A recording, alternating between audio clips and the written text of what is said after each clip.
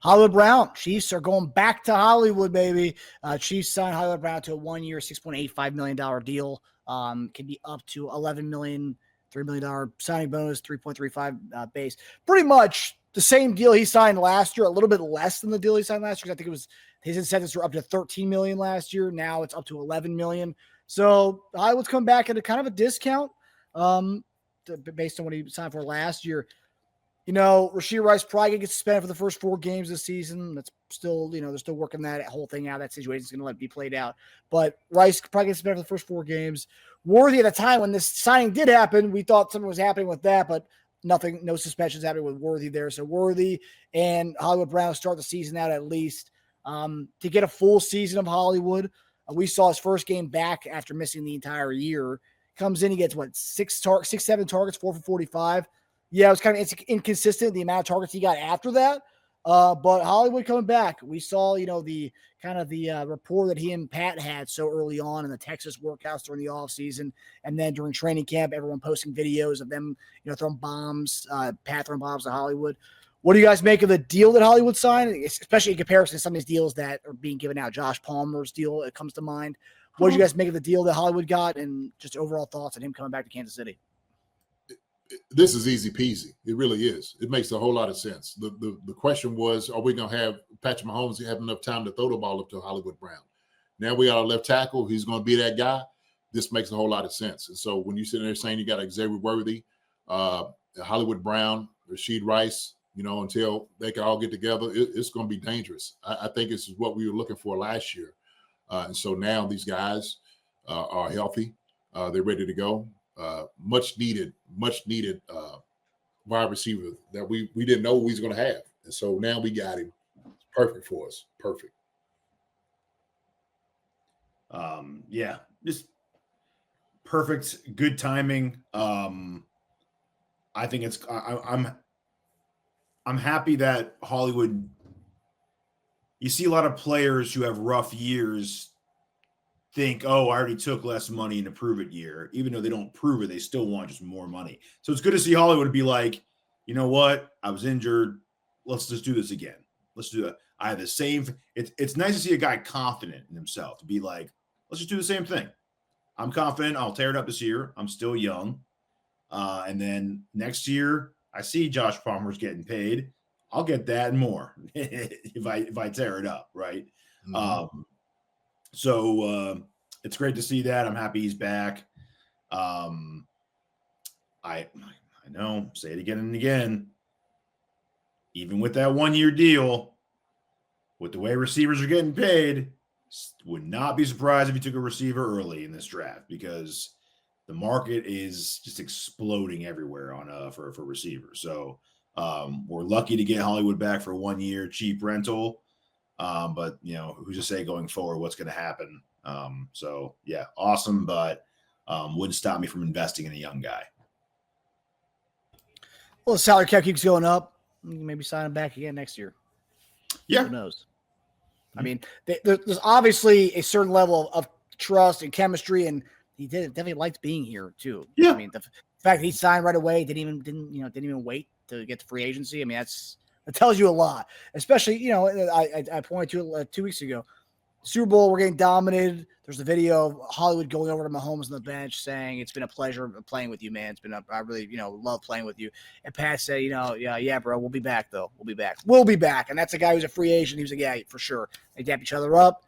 And look, he's signing in Kansas City. But I'm seeing a question here, just talking about the rounding out the receiver room, kind of the running it back aspect of it. So Justin Watson, a guy who's been kind of a mainstay here for a while.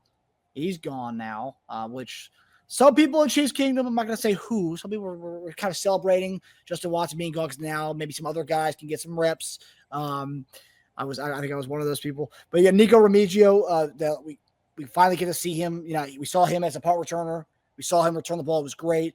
Finally get to see him a little bit. We saw him during Week 18 dominate against Denver, get him some reps. There's guys like Justin Ross in there. There's guys like the Brownlee. There's Tyquan Thornton. We have a few guys, some young bucks who could possibly get some more playing time. That's that, but at the top of the receiver room, you got Rice, Xavier Worthy, and Hollywood. So that means now you got to kind of fill out the forward who 6 range. Now, Teja talks about drafting receiver. JD, how much where do you stand on drafting receiver versus going to what we have in-house right now? Or signing another veteran? Yeah, I mean, I'm not against it. Young guy that could kind of fit in. You show him the ropes. If he's got the ability, we're going to utilize him. I mean, I mean, he's got to be the right guy. I'm not against it. I wouldn't use a high pick on a guy. I don't think I'll use a high pick on a guy. I think we just got more needs there. And then, of course, if you do have, like you said, Worthy, Hollywood, Rice, Remigio did a good job. Somebody's talking about Cooper Kupp. Does Cooper Kupp come here for like a little deal that you might want to get? I don't know. No question. I don't know. So, like I said, I'm not opposed to it. I'm not. What's interesting about receiver, and Marcus and you and I have talked about this on the side recently, is that you got to look at future and what you're going to be missing soon, right? And I think everyone's so obsessed with trying to replace Kelsey with a tight end. And with Kelsey, you're not going to find a Kelsey to replace a Kelsey with. It's not going to happen. Like those tight ends like that are so special and rare. It's not going to be easy to replace them. But I think with Kelsey, we need to start being creative and think about how to replace some of Kelsey's skill set.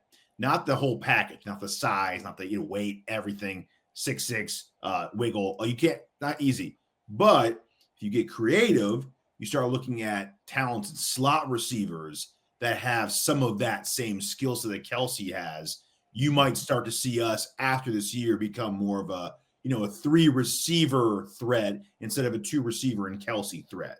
You get a guy who knows how to find soft spots, can get on the same page with Pat, and have that innate ability that Kelsey has where people have no idea what side he's going to when he shakes loose. You get a guy like that at receiver, maybe instead of tight end, it might make this whole replacing Kelsey thing a lot easier because it's not going to be easy to replace that skill set at tight end. So maybe you try to replace that at receiver this year in plans for Kelsey, going away next year. Yeah. And you even still have, Noah Gray and a Jerry Wilder. Yeah, totally. Watching. So, I mean, you could definitely do that. But I do agree with you. Having that 3 wide receiver set and what we were looking at last year was pushing the deep ball. I think we were somewhere like last in the league pushing the ball down the field at 20 and over. And we live in that 5-yard range. And that's got to change. That's got to change. So,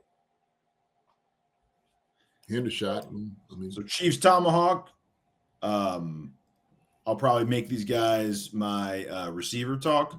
Restrepo from Miami and Noel from Iowa State. Those are my 2 guys I like to do that with.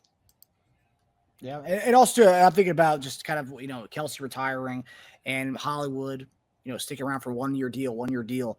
Maybe that's the guy they, replace that $19 million that Kelsey was making. And I'm not saying he's gonna make $19 million, but maybe that's the guy who ends up getting a lot of the Kelsey money is Hollywood sticking around. Because Hollywood's he's like 26, 27. He's a young dude too. So I can see him, Hey, Hollywood, stick around for 1 more year, sign another 1 more year deal. And then when Kelsey's gone, 28. Maybe 28. 28. 28. So, get him for maybe a 2 or 3 year deal starting next offseason. Be nice. Be nice to have a 3-wide set like that. Especially, with life after Kelsey, you got to think of creative ways to kind of, fill in and try to, get the most of the Kelsey traits that we're going to be missing. But that's a 2027 conversation, not a 2026, 2027 conversation. Not right now. Hi, everybody. Thanks for watching. Subscribe here to get the latest from the show. Also, be sure to check out the best clips from Chief Concerns.